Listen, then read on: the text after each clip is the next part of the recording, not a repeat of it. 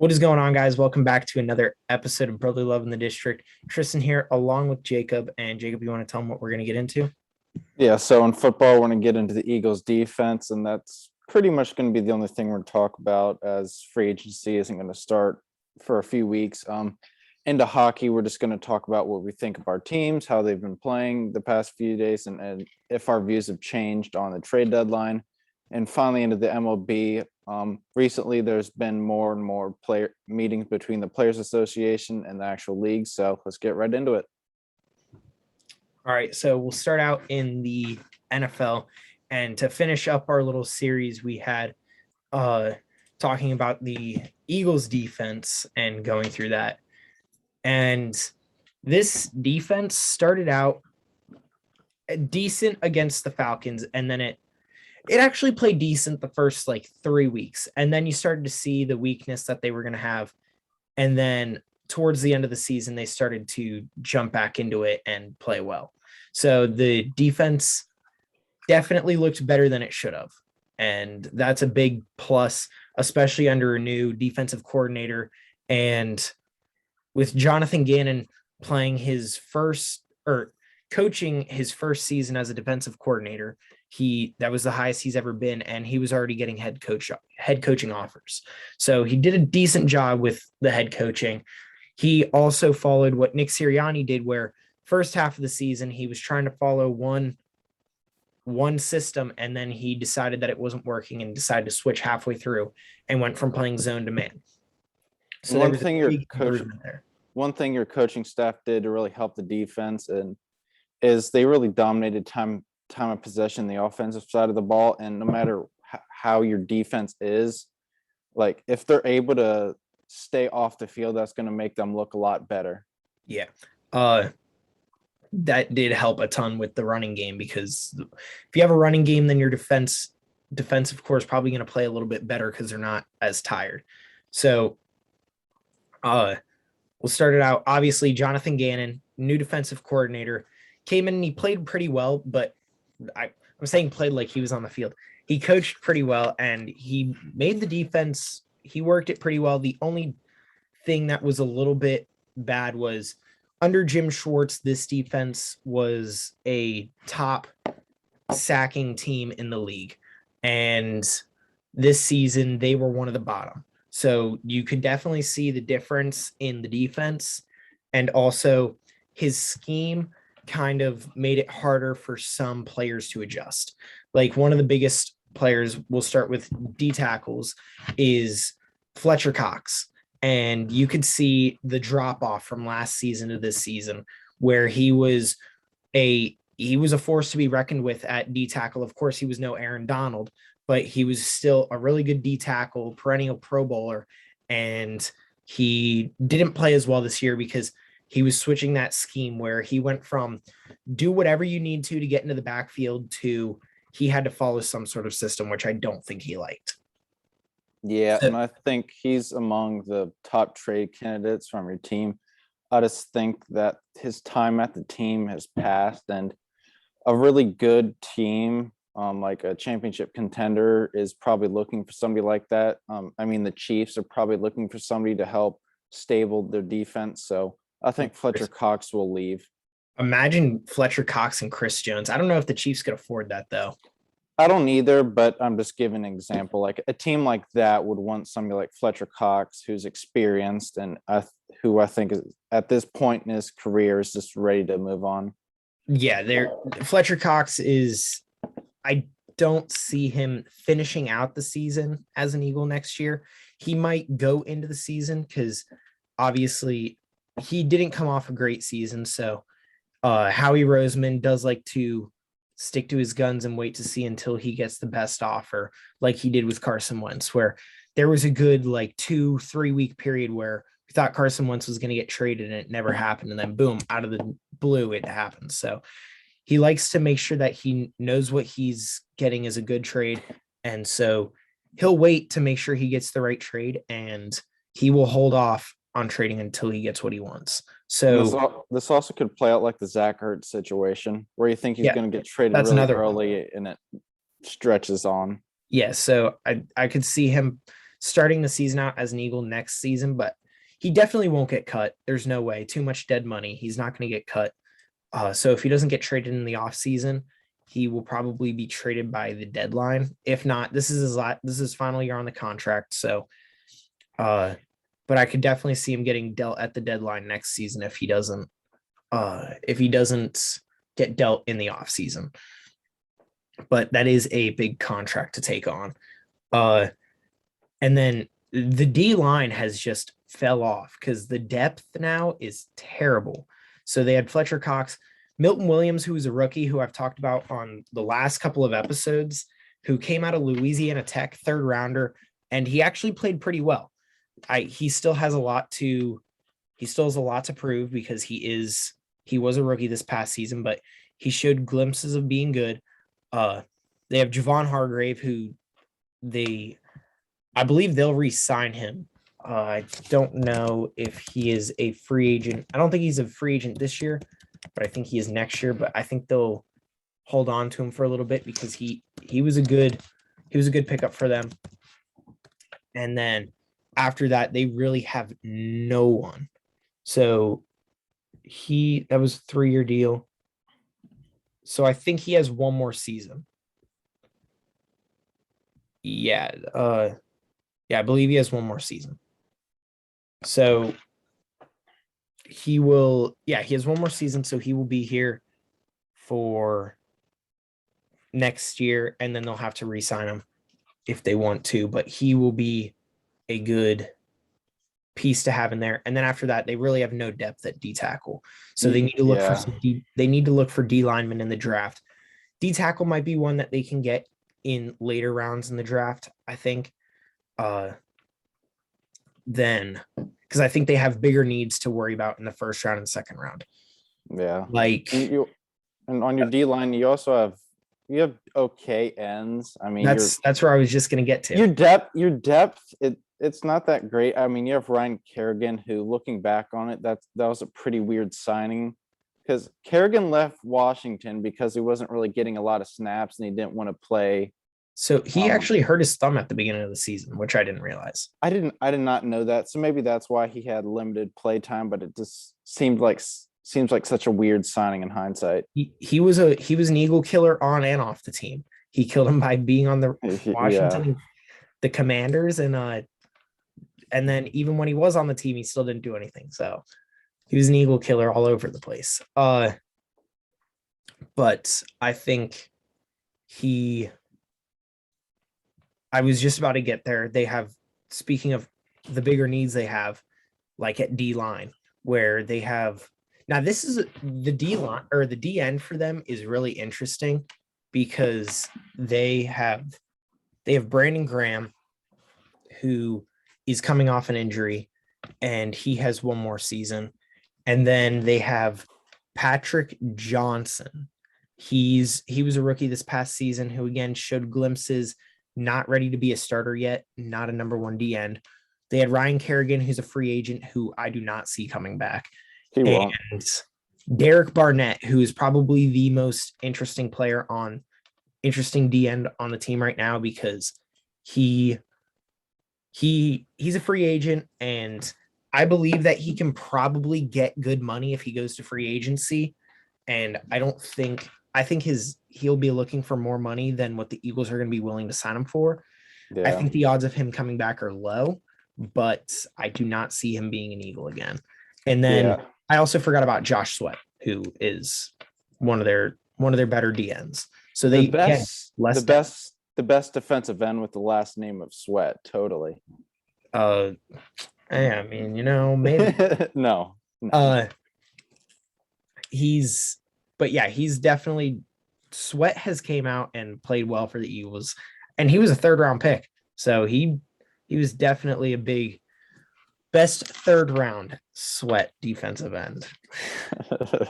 But for Derek Barnett, I can't see him coming back to the team for what it seems like you're trying to do as a team.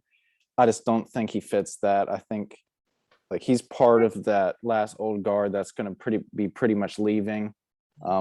So I think he's going to leave in free agency. I just think there's more attractive teams out there who are going to be willing to give him that big money he wants. I also, like you said, he also showed that he had some discipline issues this season. He took a lot of personal fouls early in the season and was just giving up free penalties to the opposition early in the season. And he did it again. There was a play, I don't know if you saw this, but when they were playing Tampa in the playoffs, there was a play where Derek Barnett went back and he went to sack Tom Brady, but he threw the ball away. And so he tried to hold up, but obviously he had all of his momentum going forward at Tom Brady. And he's like trying to make sure he doesn't destroy him as he's going down to the ground and tries to pick him up. And they still called a penalty on him, which I don't think was completely his fault, but he definitely has some discipline issues. So I don't know if they really want to keep him on the team, but depth is one thing that they have a major issue at the end. And that's going to be interesting in the draft because there's a lot of good edge rushers, but like I said in the last one, I saw 5 edge rushers going in the first round.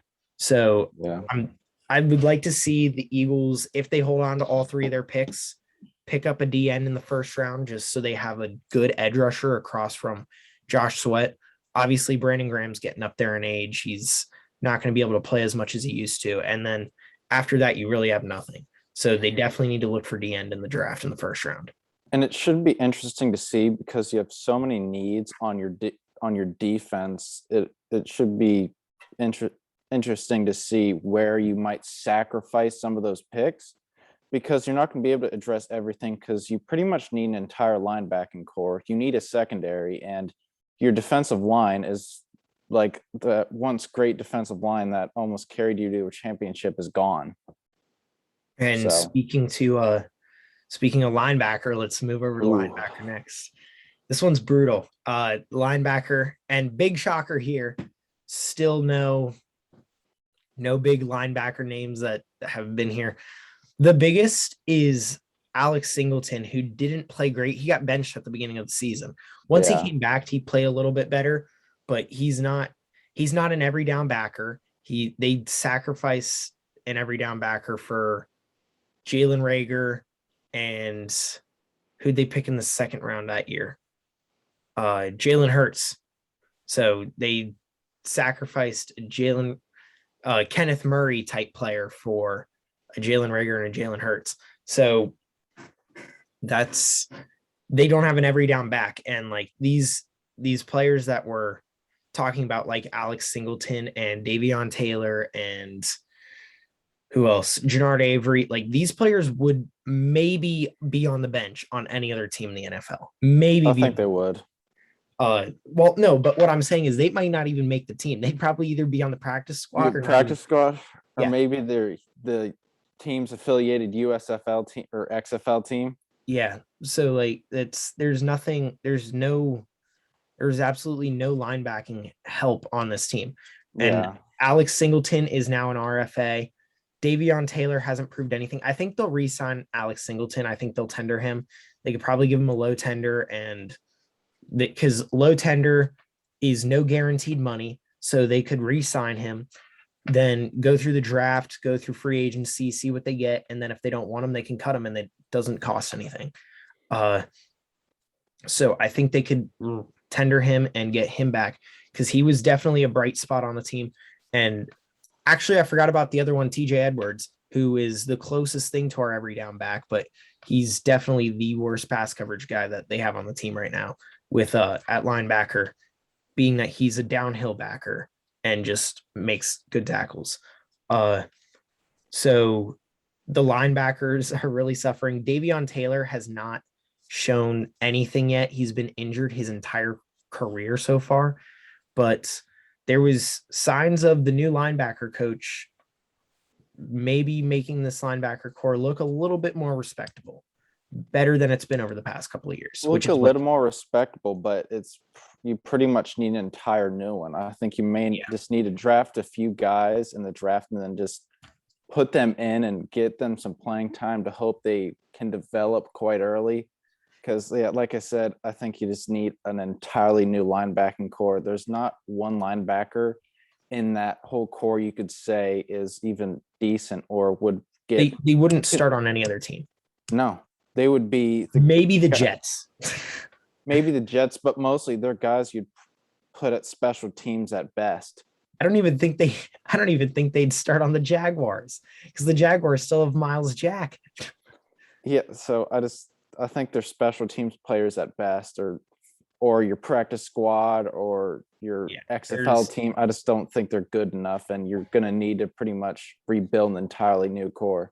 Yeah, there is no place for them on an NFL team. No. So I'd like to see, that's another one that I'd like to see one of the first round picks go to as a linebacker. Yeah. You missed a very good one this most recent draft in Micah Parsons. Oh yeah, that was terrible. I mean, you did get Devontae Smith, who turned out to be better than I thought he would. But yeah, I know you weren't big on him, but still, I was pissed when they picked Devontae Smith over Micah Parsons. And just think, that's in the past 5 years, that's two Penn State prospects that have went to NFC East teams. Oh, and Saquon too. Yeah. Hey, Miles Sanders was also a Penn Stater. Yeah, and Saquon's probably not going to be on the Giants in the next 2 years. I don't think so. I think Saquon is hurting his career by still being in New York because they have no offensive line. Yeah, that's a detriment to his career. In college, I don't recall him ever getting hurt this bad, like as much, like if I recall correctly. So like this is definitely a result of being stuck behind a terrible Giants O-line. Well, and a terrible Giants team in general. I mean, there's just nothing good you could really say about that team. I think the Giants team their defense looks really good as long as they have no depth. Their team on paper, their first string, everything looks good.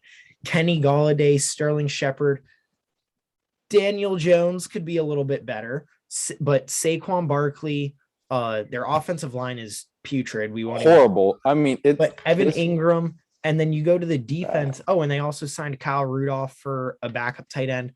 And then on the defense, which is such a weird signing. I completely forgot about that. Blake Martinez, who is a tackle machine. He led the league in tackling multiple years in a row. And then Xavier McKinney, who looks to have a bright future at safety. Jabril Peppers, James Bradbury at corner. Like they have decent players. It's just it's good on paper, no depth. But their offensive line is so terrible. I honestly think that the Bengals' offensive line is better than the Giants. I don't know how much, but they're both quite bad. But yeah, they just haven't been performing good on paper. Saquon needs to go. So does Daniel Jones. They just need a lot. Yeah. Going back to the Eagles, though, like you said, yeah, they missed on. I can't say they missed. They just didn't. They hit a triple as opposed to a home run. Yeah. Devontae Smith was a huge pick. Micah Parsons would have been better for the team had he performed like he is in Dallas. Because like I said, not guaranteed that he would perform as well in the Eagles system. True. So they still did hit a good ball with picking Devontae Smith. There's no complaints there. But moving over to corner, this is going to be another interesting one for the Eagles, being that corner is one of those positions that they've always had trouble at. Because even their best corner over the past couple of years has probably been, aside from Darius Slay, was probably Ronald Darby, and Ronald Darby still wasn't that great. Yeah, Ronald Darby stinks. Jalen Mills showed bright spots, but there's a reason they moved him to safety. That's really the only. Do you remember when they traded for Byron Maxwell? I do. That was that was strange. You shouldn't have done that. Yeah, Byron Maxwell. I remember the Super Bowl cornerbacks, as many points as they gave up in the Super Bowl, that's probably one of the more decent, acceptable cornerback cores that the Eagles have had in a while. Obviously, And since they won a yeah, Super Bowl. But like but they Jalen still Mills gave was up a lot of points. yeah, he was a successful 7th-round pick. He got a second contract. That's success if you're a 7th-round pick. Patrick Robinson, what was his name? I know his last name was Robinson. I'm gonna look up the playoffs because I know that he picked off Case Keenum for a pick 6 in that game. Case Keenum, what a weird quarterback to have played in a NFC I saw a meme. game. Someone sent me a meme and it was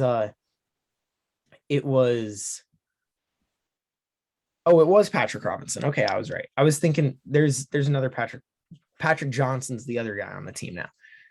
But yeah, someone sent me a meme and it was a drawing of Brady, Bortles, Case Keenum, and Nick. Yeah, I sent that to you.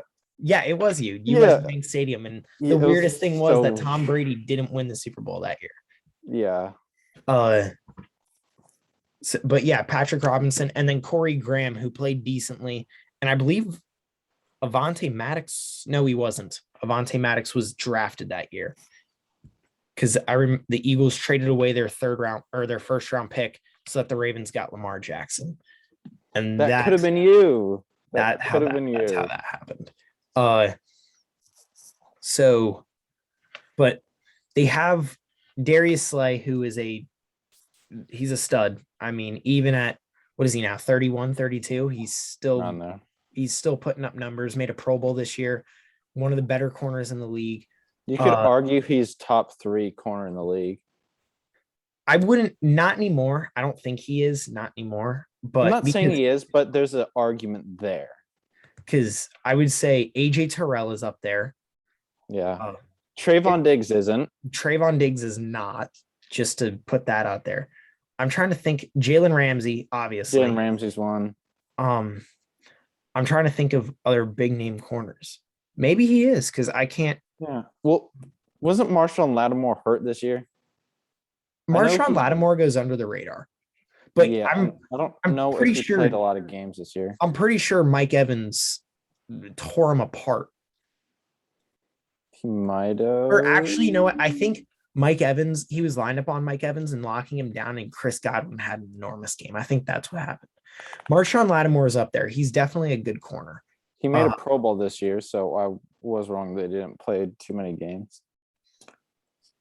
But yeah, I think he's definitely up there. I'd say he's definitely a top 10.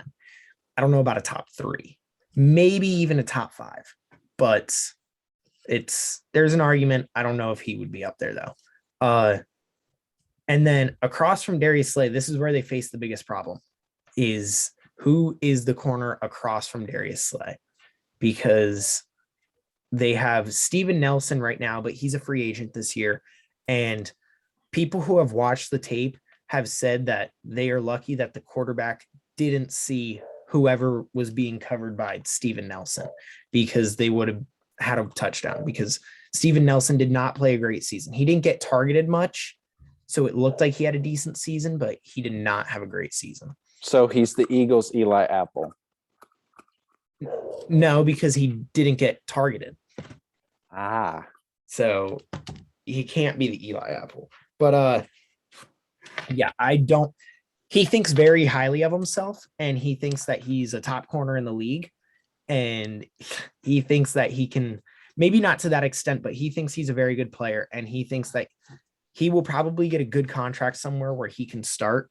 So I don't think he'll come back unless, because I'm sure his agent is a smart guy, so he's going to know, look, the Eagles are probably going to look for a corner in a draft. They're going to do whatever they can to find someone to bring across from Darius Slay. And unless they have absolutely no option, you are not going to get re-signed.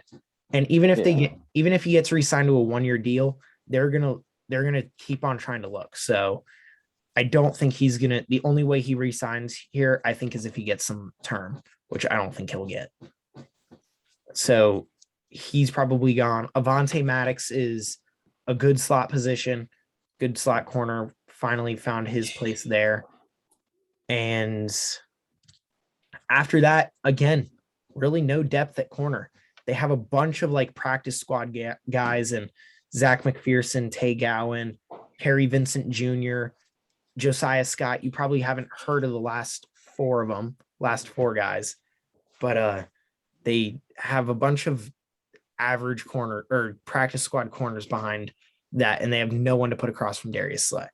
And you might want to look for one in free agency. I'm looking at the upcoming free agencies cornerbacks. It looks like J.C. Jackson, Stephon Gilmore, Carlton Davis, Casey Hayward Jr.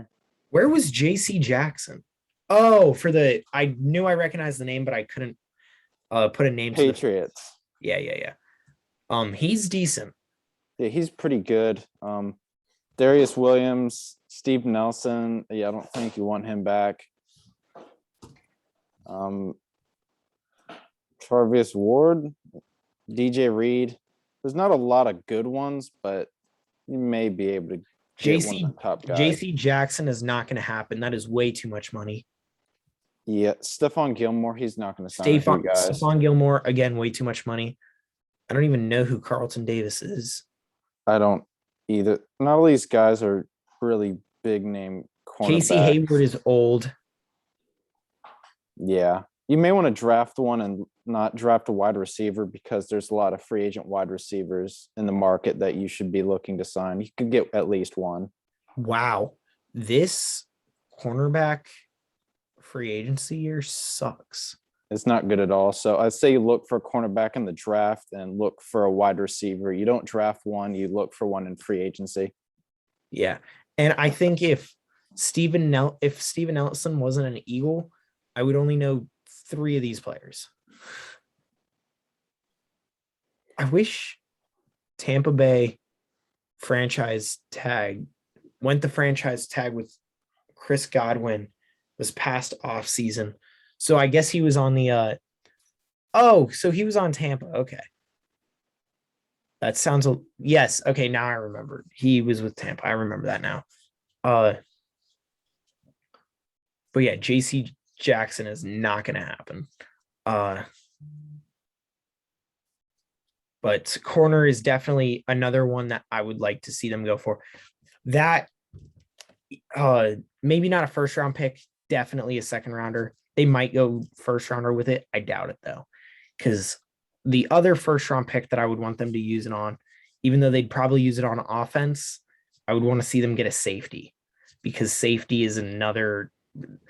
They have about 4 real safeties right now in Anthony Harris, Rodney Macleod, Kevon Wallace, and Marcus Epps. And Rodney Macleod and Anthony Harris are both free agents this year. Yeah, so you might not get them back, and that's. I think they can re-sign one. I think they should re-sign one. Maybe. Anthony Harris didn't exist this past season. I think I might have heard his name twice all season when watching the games. He was very quiet this past season.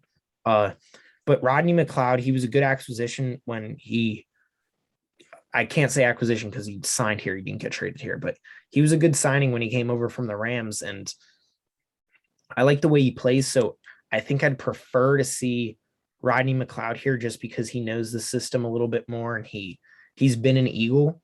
He's 1 year older, but I feel like 1 year is not that much of a difference when you're trying to look for the better play. And so I think Rodney Macleod would be the better choice. And then they definitely have to draft one and maybe look for a free agent, possibly. Because Marcus Epps, the thing about Marcus Epps and Kevon Wallace, if they can grow well together, that could be good future safeties, because Marcus Epps is more of the pass protector safety and Kevon Wallace is more of the downhill box safety like Malcolm Jenkins was. So that could be a good 1-2 safety combination if they could both play a little bit better. Kevon Wallace has gotten hurt quite a bit though, so I don't know how much longer he's going to be on the team. Yeah, and when it comes down to this defense, it feels like we're saying this for almost pretty much every single position. there's a lot No of needs depth. there. Yeah, Yeah, there's no no depth. depth, and you also need starters. So I think you should really be focusing on defense. Maybe you only take one offensive player in the draft, and maybe that's an offensive lineman. But I really do think you need to go all defense this draft. Um, because you don't need your defense to be the best. You just need it to be decent because you're already a team that dominates time possession with running the ball. That's already there. So you just need them to play decent enough and you'll get a few more wins. So I don't think you realize how many picks the Eagles have in this draft, because there's no way that they would pick 10 or 11 defensive players. But Tristan, you need to. You generally need to, though. That's how they're not, bad. but no You're not team will going. draft 10 or I think they will draft maybe 6 or 7 defensive players if you You want to need to draft draft heavy. more defense than offense because Yes. you have like the offensive needs cannot be solved with They're later going to round. draft at least one O lineman, maybe even 2. Yeah. That's You need definitely. you need a really good runner who can stay healthy. You're not going to find that in this third round or whatever in the draft. You need a better quarterback than Jalen Hurts. The only way you're going to find that is possibly a trade for one of the big guys. You're not going to find that. Wide receiver, you should be going in the free agency for that because there's so many good ones. And Yeah. Philadelphia, it still has enough drawing power as a historical franchise. But overall, like you said, defense just needs a lot of needs, and this needs to be a good draft is what they need to have. But that'll wrap up the Eagles' defensive look and this series for them. Finish that up as we've gone through all 4. The Commanders' offense and defense and the Eagles' offense and defense. And with that, I mean, we don't really have the combine is next week.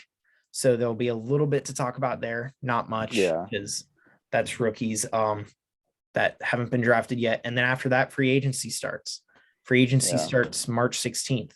And speaking on free agency real quick, it looks like Washington's relationship with Brendan Sheriff has come to an end. It seems like he will not re-sign with the team. So that's another position we need to fill on our offensive line.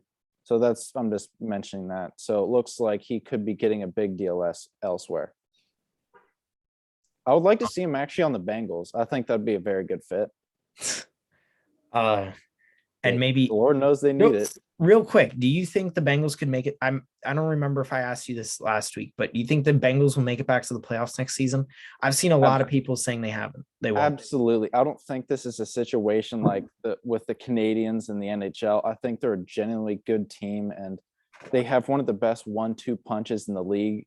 Well, actually, they have a trifecta of very good offensive players in Mixon, Burrow, and Jamar Chase. And Jamar Chase has possibly had the best rookie wide receiver season we've seen maybe ever, at least in a while. So I think they can definitely make it back. And especially if you add a few more weapons to that team, I can definitely see them getting back to it. Yeah. And I mean, their receiving core overall is good because not only do they have Jamar Chase, but they have T. Higgins, he was a second round pick, but he was a 33rd pick in the draft. And then Tyler Boyd, who's a really good safety net. So they have a good receiving core, and I believe it's CJ Uzama. He's shown that he's going to be a good tight end too. So and just to think about the Bengals, if Joe Burrow had one more second of pocket time, they would have won that Super Bowl. They would have won it. Yeah. So because Jamar, I sent you the video of the all 22. I looked up the all 22, and there is about half a second from Jamar Chase being sacked and running out of the pocket or Joe Burrow being sacked and running out of the pocket, trying to run out of the pocket, and Jamar Chase getting wide open down the field. So, I mean, that's where that extra offensive lineman comes in to help and win the Super Bowl there. Yeah. It's not like they got blown out. It's not like they were a really old team that has a bunch of expiring contracts. I mean, they're a young team, and I definitely think they can make it back. And like you said, I also didn't realize, but Joe Mixon wasn't in on that third down or fourth down, and Joe Mixon was averaging 4.8 yards per carry on that game. And guess who was in? Former Washington player Samaje Perine. Perine, yeah. Perine. He was also a Jet. That says everything. You don't have a Washington Commanders player and a Jet and on the third and fourth down. Yeah. Even if he is your third and fourth down back, you put Mixon in. Unless Joe Mixon is hurt. Unless he was hurt. But you have to play Mixon there. Like, that's put Mixon in. The Super Bowl on the line. But I believe that's it for football. You want to go over to hockey? Yeah. So the Flyers are now on another losing streak. Big shocker. And this is now 6. So they're pushing double digits again. And but they're supposedly getting really healthy. Mike Yeo just had an interview today. Actually, I'll pull it up, where he said they're facing a luxury that they haven't had in a while, where they're actually going to have competition for who's going to be lining up in games, which is kind of exciting because you might actually see some good play. Like I saw Joel Farabee's coming back, but they're still missing players like Kevin Hayes, Ryan Ellis. Here we go. Mike Yeo says that the Flyers are nearing a luxury they haven't had much this season.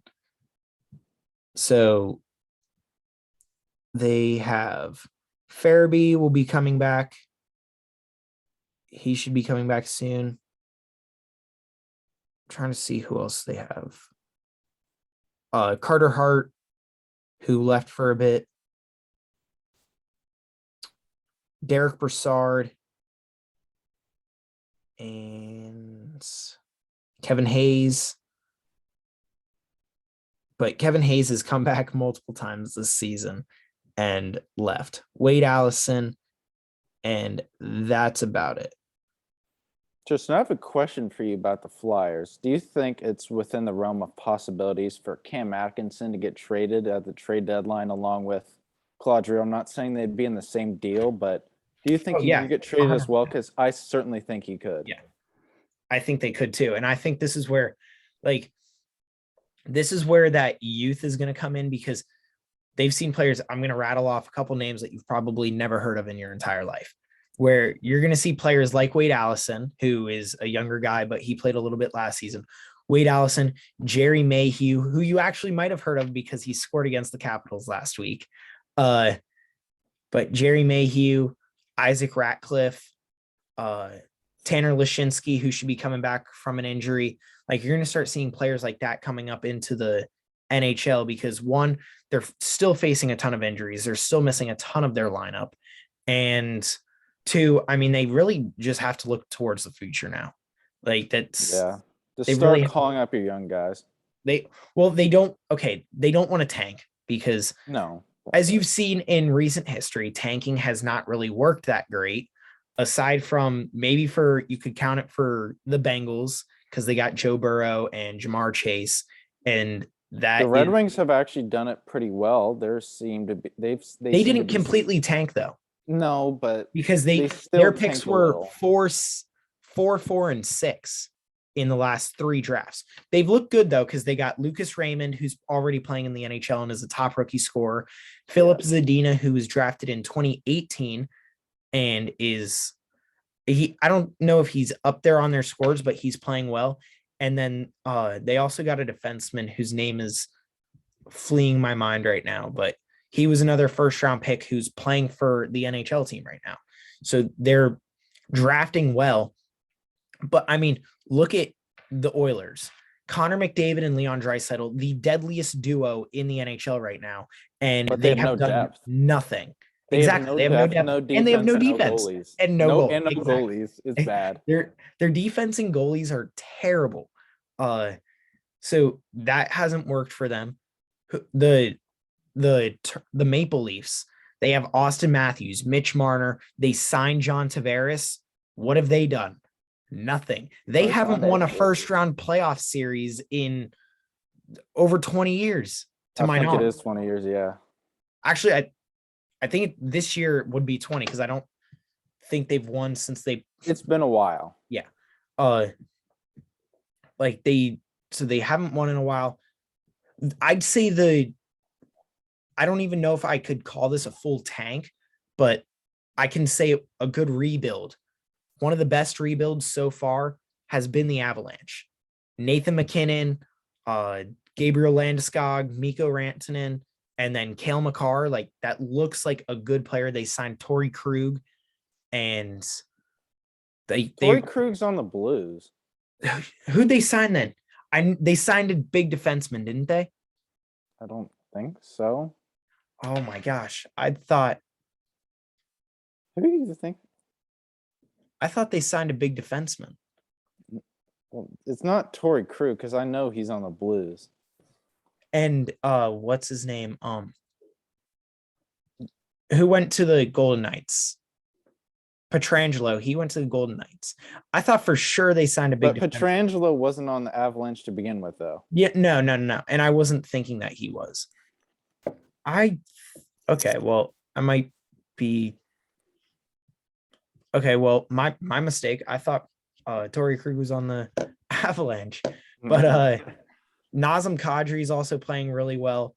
So, but one thing I think that's going to be their problem is they have a lot of expiring contracts. Kadri's one of them. We know he's not coming back. Burakovsky's expiring, and with Philip Grubauer recently leaving, I think there's a hole in their goalie spot, if I'm not mistaken. So they are a good team, but I think they're the West Coast Caps at this point.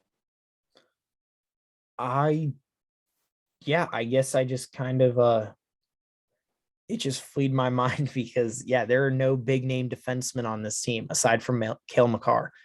They have some good young guys, but they have decent. They have a lot of good like decent defensemen. No stars aside from Cale Makar, but like where Devin Tays, he's a solid defenseman, nothing too good. Sam Girard, a decent defenseman, nothing amazing. So their defensive core is decent, but nothing amazing. But one thing they do have going for them is that their defensive core is young. I mean, if you're looking at it, Cale Makar, 22, Sam Girard, 22, Devon Taves, 26, Ryan Graves, 25, Jacob McDonald, 27. So they are young. Their oldest defenseman is Eric Johnson at 32. But he's only played 4 games. Yeah. And maybe that's where maybe the Avalanche will trade for a guy like Justin Braun, he's a little bit older, but he's a good defenseman. He's solid on the third line. So and they could possibly trade for a goalie as well because maybe they could try and go for Fleury. I don't know how Darcy Kemper realistic that is, but Darcy Kemper's playing well. He has a 2.47 goals against average and a 919 save percentage in 36 games. So he's not playing terribly. But yes, I do think that Cam Atkinson is in the realm of possibility of being traded. Giroux obviously is. I mean, that's been the biggest talk. It's been one of the biggest talks around the NHL since before the All-Star break. So I think for sure that Cam Atkinson can also get traded because he's still a goal scorer. And I think he could be gone. He's a good second or third option for goal scoring. He shouldn't be your number one because we've seen with you guys, it just hasn't been working out too well because you guys really are struggling to score goals. But yeah, he still is a good option. That's what I think is good about the Flyers is the fact that they don't rely on one person. They don't rely on that Alex Ovechkin or that I can't even like Nathan McKinnon, Nazem Kadri. They don't rely on one goal scorer. They have multiple decent goal scorers that they have depth scoring is what I liked about the Flyers, like in that 2019-2020 season. But I also think that has turned into kind of a detriment because I think you're lacking that consistent scoring option. Because the only one you could really say is Claude Giroux, but he doesn't really have any true goal scorers. He's not a to goal pass it scorer to. though. No, yeah, he's a passing guy, and he hasn't had that consistent goal scorer he could really feed the puck to and kind of rely on to really rack up some points. So I think the fact that you don't have a consistent guy, it's good when it works out, but when it doesn't, you start to see the situation you do with the Flyers right now. Ristolainen might also get traded because he probably wants to go somewhere where he can win. So he's probably looking to be traded. There have been talks about Travis Konechny and Ivan Provorov. Not 100% sure yet, though. That's kind of still up in the air. And Justin Braun, possibly a valuable asset. Martin Jones, a valuable asset to have to another team. So the trades are definitely going to be starting to fly around coming up here in the next couple of days, since trade deadline is a little less than a month away. Yeah, I'll be really interested to see what the Flyers do, if they really trade a lot of their team or only trade a few guys. So I'll definitely be interested. And it's also going to be interesting to see what the Caps do with their goalie situation, and because I mean that the Caps have kind of fallen off too. Well, we've started to got some wins back, but another thing we've been struggling with, other than our goalie situation, is we're really lacking some offense. I know a lot of fans and the coaching staff are saying that's going to be solved with Mantha and Oshie coming back, but I don't know. One guy we've called up who's actually been on a hot streak is Joe Snively. 9 games, he has 7 points. He's from Herndon, so that's nearby, but We're close to home. Yeah, I think we sometimes really lack scoring options, and our power play has been pretty horrible. I mean, it has not been good whatsoever. Something that I never thought I'd hear coming from the Caps, that the power play was horrible, because you always have that option in Alex Ovechkin, and if not Alex Ovechkin, Oshie, if not Oshie, Backstrom, Carlson. It's just but with Oshie gone and other guys like that gone, Mantha, it just seems like we're lacking and we become one-dimensional and very predictable. And I was listening to another podcast where they asked Carter Hart what was so hard about going up against Ovechkin and his shot, and he's like, it's just so heavy, and it's just there before you even see it. It's it's coming, but there's nothing you can do about it because it's just such a heavy shot. But that's really all that's going on. Like I said, Flyers on another losing streak. They're in the midst of an 8-game homestand though, which is the biggest in franchise history. And I believe, hang on, I'll pull up the schedule real quick just for a little bit of they're sitting at 7th in the division. But I want to pull up the schedule. And so they just lost to the Blues 4-1 and lost to Carolina in overtime the night before that, but they don't play again until Saturday, where they play Washington, and then the Oilers, then Minnesota and Chicago, and then Vegas. And that's their homestand, which is that's a lot of good teams. Except for Chicago, they're not that good. Chicago is still, I'm actually going to be at that game, and I'm excited because I'm that's good talent. That's it's good talent, but they're still not Jonathan Toews, Patrick Kane, Alex DeBrincat. Okay, Toews and Kane, former great talents. They're still good players, but not the same. Kane still is arguably has one of the best sets of hands in the league. Yeah, Kane's still good, but he's past his prime. Same with Toews. DeBrincat, he's a good young player. I'll give you that. Marc-Andre Fleury. He needs to be on a better team. He deserves to be on a better team. He's Blackhawks do not deserve him. And then I know there's a Strome brother there. I can't think of which one it is though. Ryan Strome is on the Rangers, so it's probably Dylan. Yes, I think. But yeah, they have talent. That's a talented team. They might be bad, but it's a talented team. But that's really all there is to hockey right now. There's a lot of people. That's the thing about Philadelphia, though, is like the Philadelphia is happy when they're winning, and then when they're losing, they're just like, all right, tank already. That's it. Like tanking You're is quick not to You're quick to crucify. yeah, tanking is not the option here. That is, I don't, and personally, I know I'm not ready for this. I don't know if other Philadelphia fans are this, but tanking means 4 to 5 years of terrible hockey. Like the solid bad teams. Yes, just disgustingly bad hockey.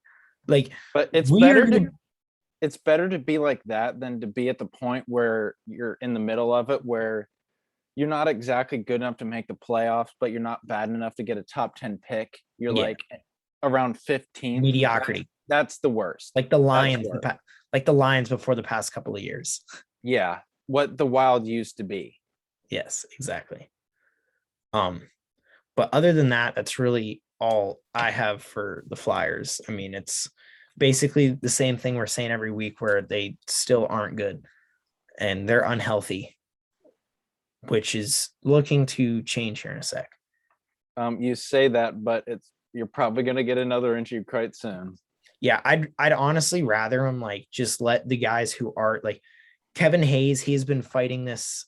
He had core surgery and he's been fighting that for the season. Ryan Ellis is getting to the point where you might as well just keep him out for the rest of the season. Yeah, is he even on your team anymore? Sean Couturier got back surgery, so he's out for the rest of the season. So it's getting to the point where it's like, why not just let the big guys sit a little bit and make sure that they are healthy for next season? Because Kevin Hayes isn't going anywhere. Ryan Ellis isn't going anywhere, and neither is Sean Couturier. But I believe that's it for hockey. What did you had something about baseball? Yeah, so this week, it looks like it's going to be an entire week of meetings between the Player Association and the MLB, but so far it looks like they're making very little headway, even after a 5-hour meeting. It seems like one of the big conversation point is the shift. I know a player, Joey Gallo, he was really against it. But we have to start thinking of the possibility that this lockout could bleed over into the season. I think that's a reality we have to accept at this point. Yeah, and I agree, because the shift, I hate the shift. It is so annoying. I think it should be limited. I think, okay, so I say you can shift as much as you want, but as long as you have two infielders on each side of the bag of second base. That I think that is on the middle of the field. Yes, that is reasonable. I think it's reasonable. That allows you to shift if you want, but it's nothing to like. It's not like having 5 players on the one side of third base. We've seen some ridiculous shifts where the only person on the left side of the field is the third baseman, the rest on the right side. So I've seen ones where limit that. I've seen ones where they have the first baseman, second baseman, shortstop, and the right fielder come up to play on the one side of the field, because Bryce Harper pulls the ball heavily. So does Joey Gallo. If you look up some Joey Gallo shifts, they're ridiculous. But yeah, so I think the shift is definitely something that they have to do away with. Not do away with, but certainly limit, because I think it can be abused. I think that like the shift is kind of stupid, because like what the point of baseball is to have, like the point of baseball is to try to, like, if you're the batter, try to fit the ball into certain spots in the infield where you're getting through. And people just make it where it's not even fun, because they line up their entire team on one side of the field. Yeah. So, I mean, it just doesn't make it fun. And that's why I think it should be done away with. Is that all you got? Yeah, that's all I got. I'd like to have more to talk to, but baseball, I mean, at this point, we'd be talking about, like, if there was no lockout, we'd be talking about our team's new free agent signings. We'd be talking about spring training coming up, because batters and pitchers were supposed to already report, but no. Yeah, But yeah, so hopefully we'll have more to talk to when it gets more to the trade deadline for hockey. But other than that, I got nothing. That's all I have. So with that, we're gonna end it there. You guys can follow our Instagram at BL in the DC, and you can DM us questions and comments. You can email us at blinthedc@gmail.com.